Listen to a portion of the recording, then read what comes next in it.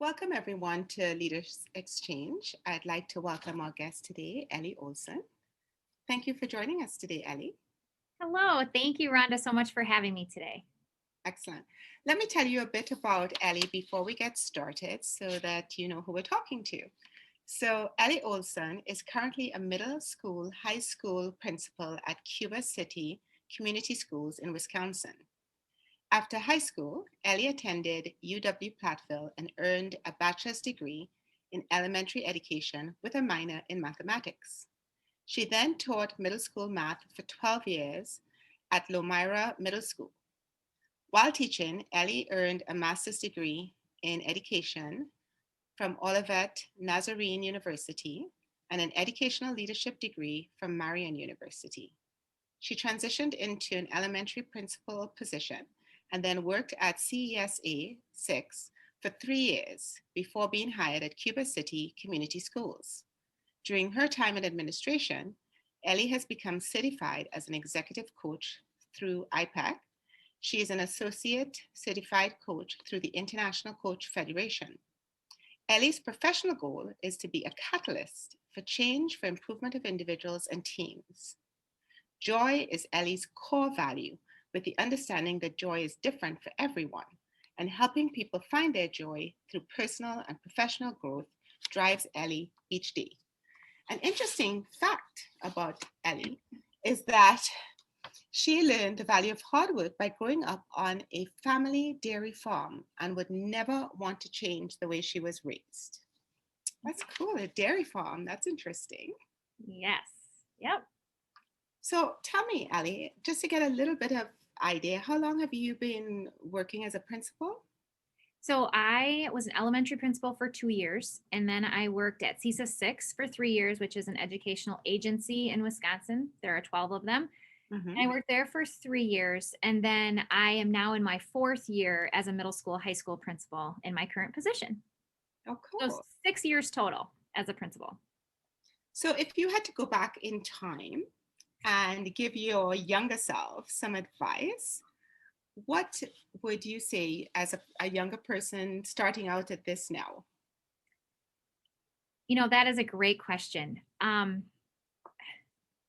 There are so many decisions that we make in our life that change our path and change the journey that we're on. And I think one of the things that I have come across in the last few years is that um, I heard this quote in a movie and I hang on to it. And I actually had a sign made of this for my house, handmade. And it says, "Do what makes your soul shine." And that really hit me when I heard this in this movie, and I actually started to cry because I'm like, oh my goodness, I know it was a sensitive moment for me, and I had two of my kids with me, and when you ask this question, that is what comes up for me is that I would give the advice to myself of always think about what makes you happy and what aligns with your values because if you're doing things that don't align with your values, you're not going to feel comfortable, and you're not going to make decisions that are right for you. So that is the advice I even give my own kids. I just want you to find something that you love to do and do it. I think that quote, "do what makes your soul shines," really encapsulates everything that you just said. And that's so lovely. Thank you for sharing that. You're welcome. Yep. So I'm curious, over this last period of time, we've been dealing with the pandemic situation. Mhm. So, what do you think you have learned as a leader during this pandemic situation? Oh, I tell you, it has been an experience. I would say the biggest thing learned is flexibility as a leader. Um, I really like things organized and planned out, and the pandemic has thrown everything out the window to just we have had to learn to pivot and make adjustments.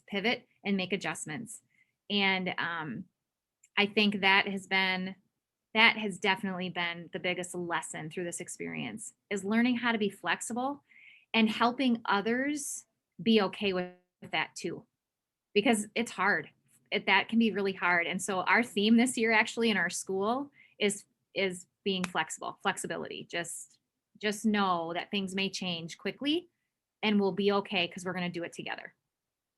It's interesting that you talk about the flexibility, having that ability to be flexible. A lot of organizations I know in the past have said, in order for us to do this, we'll need 3 more weeks of planning and then 3 months to implement. But now we have to be so agile as organizations and as leaders with our teams. I think you have that encapsulated by saying flexibility. Mm-hmm. Yes. So I'm curious because you're a very positive person. That much I know about you. And so I wanted to know if you had been able to identify any opportunities that the pandemic brought to your business environment and you as a leader. Yes. So this also a great question, Rhonda, because the pandemic has been horrible for everyone in so many different ways, personally and professionally. But I actually did an activity with my staff at my last staff meeting this in January, and I had them individually reflect on everything that they have become proficient in the last year.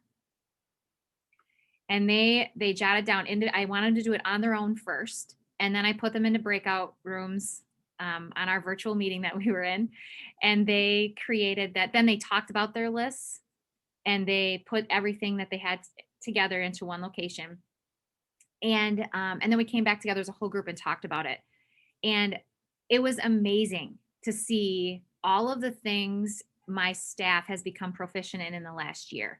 And we talked about, like, let's celebrate this. We don't take enough time to celebrate some of those Sure. those things.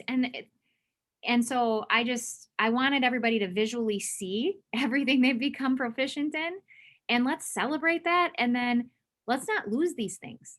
Like, eventually we're going to be back to where we don't have to worry about social distancing and masks and some of those barriers that we've had this year. So once we're through that, what are you going to make sure you don't ever get rid of, because it's really helped us grow. It helped us grow individually as teachers and maybe in our teams as well, and has been a great tool for us and to meet the needs of all of our kids, which is, in my business, that's our goal, is to help our students grow. And so it was really eye-opening to see everything that they have become proficient in. And one of them goes kind of along with the last question you asked about flexibility. A lot of them said they've learned how to adapt, which was, they didn't always feel like they had that skill before. Right. And again, that's huge. That's something that that I think for sure is going to be a takeaway from this experience that we've had since March 13th last year, when all schools were closed. So I think that's an excellent exercise, because I feel like we don't reflect enough on what we've done.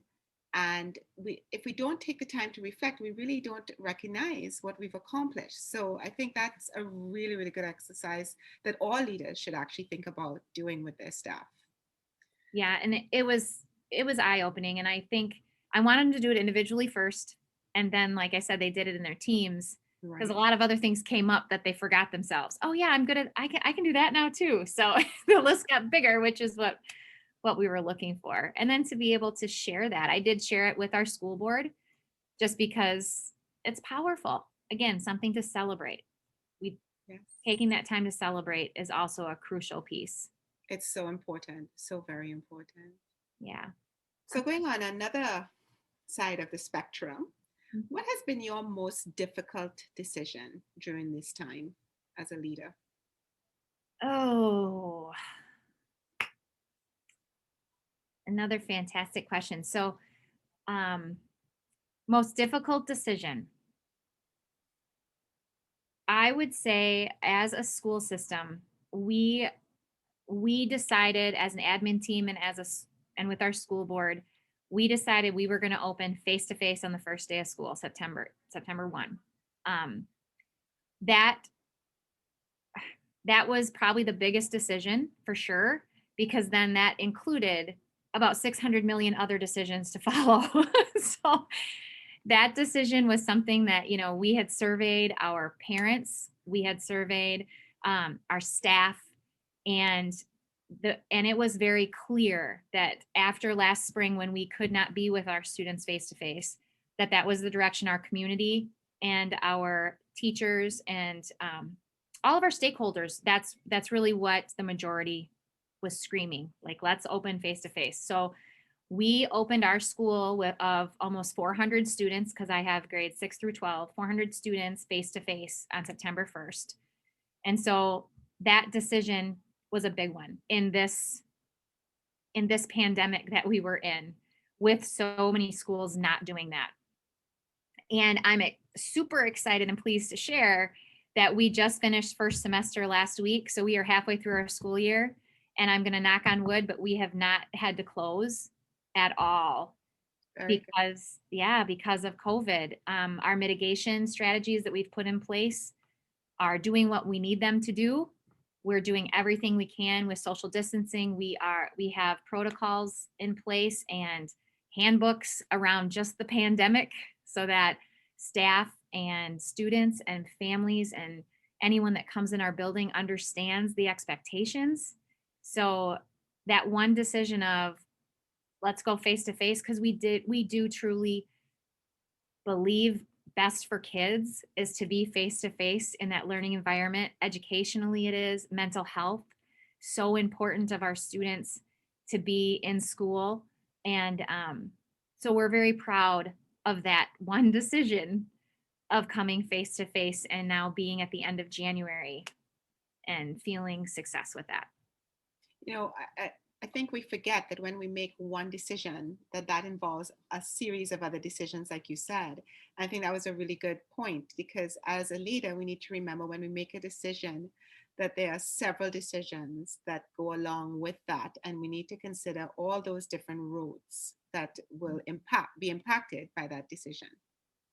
Yeah, Yes. And include the stakeholders in it, for sure, for which is sure. super important. And we did a lot of that over the summer, getting input. We had meetings that we invited parents to, as well as staff members, into how are we going to do this. And so those steps were huge as well. It seems like you did your homework really well, seeing that you've had such a successful outcome. So keep it up. Thank you, Rhonda. So I'm curious, this has been tough times for people. How do you keep your staff motivated and engaged? Yeah. It has been challenging. um, the stressors on individuals and groups, when they might get the phone call saying they're quarantined because they're a close contact. Some students not being in the school because of that reason as well. Those stressors have been interesting. And the biggest piece, and we mentioned this a little bit before, is reflecting. Um, Helping staff reflect on where we were and where we are, how far we've come, has really helped motivate and keep everybody focused on, why are we here? The purpose of being here. Um, we've had huge success. I feel as a leader, it is my job to set time aside or carve it out in staff meetings, in collaboration time, for staff to reflect individually, because I think individual reflection is extremely important. And then it's also important to reflect in teams. So those are things that I incorporate into my staff meetings and into our collaboration time. With that, I also share weekly messages. So every Friday I give a Friday focus out, and I rotate what the main focus of that would be. It might be educational tips. It might be wellness for yourself, mindfulness activities, strategies to try with your students, ideas on how to communicate best with parents. I mean, it's an array of things, and I kind of rotate my themes around best practice in education, but also in being reflective and thinking through, why are we doing what we're doing? How can I make it better? What is best? What makes the most sense for the students that are in our building? And And that's helpful to be able to have that weekly touch point Yeah. to do that. And I've done those, and those messages I do give those in a recording fashion as well as written. I differentiate from my staff because I feel that's important. And with the video side of it, how we say things and how it's written, sometimes people interpret it incorrectly when it's written. Yeah. So I don't necessarily love recording myself every week, but I do feel that really gives voice to my message, and they are hearing the message the way it's intended to be heard, which I think has a bigger impact than just a written word. So, Two things stood out for me from what you said. One was that consistent messaging that you give every Friday. So it's almost like something the staff could look forward to and engage in. So that's really great.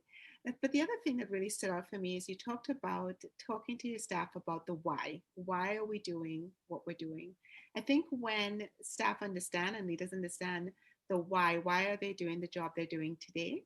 Then it brings them back to the reason why they took this job in the first place, and why more, more, if you love your job, why it is that you love your job, or you understand what value you're bringing to the job. And when you know the value that you bring to the job, then you feel more appreciated, and you feel more engaged.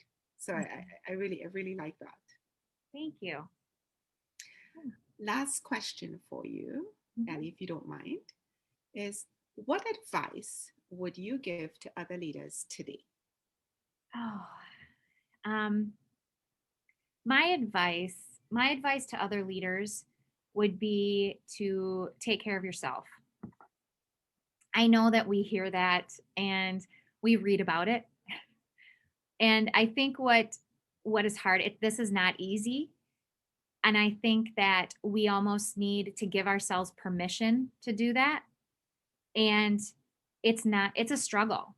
And I think, again, reflecting and helping leaders know that it's okay if you need to take a day for your mental health. It's okay if you need to um, figure out what that is for you. It's different for everybody. So it's not something that's just a cut out cookie cutter, here, do this and you'll be good. That's not true, because all of us are wired different, and our past experiences, we all have a different release for the stress that we're under. And it's stressful. This pandemic has been stressful for every leader in every organization. And I think that realizing how important it is to rejuvenate ourselves helps us be more productive, more efficient. And very often, if we take that 2 hours to recharge, whatever it is, we will be that much more productive, and we save time because we take that time for ourselves. But I think it's giving ourselves permission to do it. And I know, like I said, everybody has their own things. For me, it's running is one of them. That's my physical release. Like, I go for a run. And the second one would be my relationships. And um, I have a lot of people in my life that I reach out to and that I call and that are emotional supports for me. And that's okay. And I think that um, really stressing that to all of the leaders out there, figure out what it is that helps you release some of that stress that you have from day to day, because it will for sure make you more productive. Very true. I think that we all are very good at focusing on physical fitness and making sure that oh, I need to think about, my exercising, or I need to think about my nutrition and how I eat. But very few people place as the importance that we need to place on our mental fitness. Mhm. And so I think what you're saying is very true, because people who are mentally fit are more able to handle life's challenges that come up. And these big things like the pandemic that comes through, they're able to ride it through and actually enjoy the journey, as opposed to feeling that, oh my gosh, this is so horrible. Mhm. So really, really good advice. It's been really lovely talking to you, Ellie. You are a wealth of knowledge, and I love your positivity. So thank you so much. Thank you so much for having me, Rhonda. I've really enjoyed this time with you today. And I want to end with, I know you shared my core value is joy. Um, I, I recommend that everybody really reflect and think about what their core value is, because I think it helps with clarity on where we are and who we are and how we function each day. Good way to end. Thank you. Thank you. Take care. You too. Bye. Bye.